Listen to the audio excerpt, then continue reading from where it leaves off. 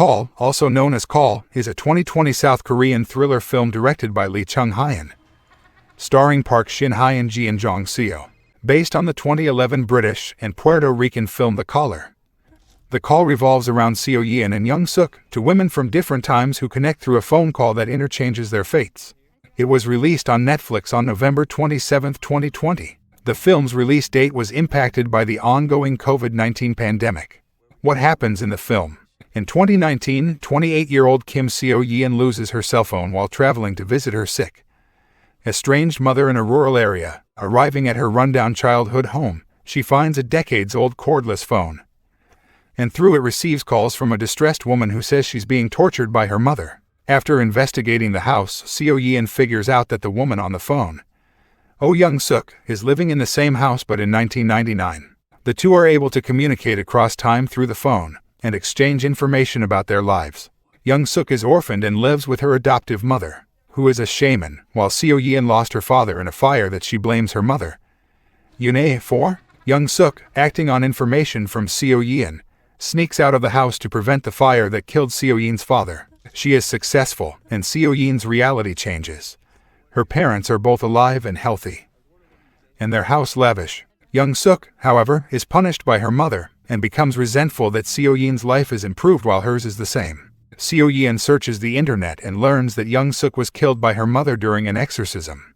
During the next phone call, Seo Yeon warns Young Suk, who saves herself and kills her mother instead. Now freed, Young Suk becomes a serial killer. Seo Yeon realizes what's happened when Young Suk's victims disappear in the present day.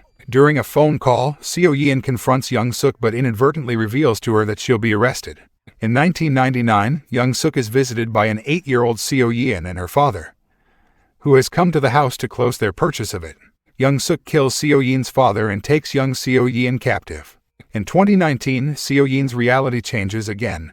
Her father is dead, and the house in even worse condition. Young Suk calls Seo Yeon and tells her to find out how she'll be arrested. At first, Seo Yeon feeds Young Suk false info, but when Young Suk threatens to kill Yoon next, Seo Yeon breaks into the local police station for the notebook used in 1999. Young Suk taunts Seo Yeon that they're the same because Seo Yeon caused the fire that originally killed her father, and lied about Yoon being responsible. Seo Yeon gives Young Suk the correct info, and her reality changes again. The house is now owned by an older Young Suk, who has continued unstopped as a serial killer. The content of the notebook changes as well, with a note that Yoon came to the house with a police officer and made a call on the cordless phone. Seo Yeon waits in the house for the call and uses it to warn Yoon. In 1999, Young Suk kills the police officer and chases Yoon. In 2019, older Young Suk reveals herself and similarly chases Seo Yeon. Yoon uses the phone again, and Seo Yeon picks up and encourages her to fight. Yoon seemingly sacrifices herself to kill Young Suk, and 2019 changes, with the house becoming derelict and old Young Suk disappearing. Seo Yeon leaves the house and is emotionally reunited with Yoon, who is alive and well, albeit with scars. In a mid-credits scene, older Young Suk waited and answered a call from her younger counterpart and warned her about Yoon and the police officer, allowing her to change her own history and erasing Yoon from Seo Yeon's side. In the end, the scene cuts to the torture room, where a person covered in white cloth is tied to a chair, screaming for help. The cloth is removed, revealing a frightened Seo Yeon, who will most likely meet her demise by Young Suk.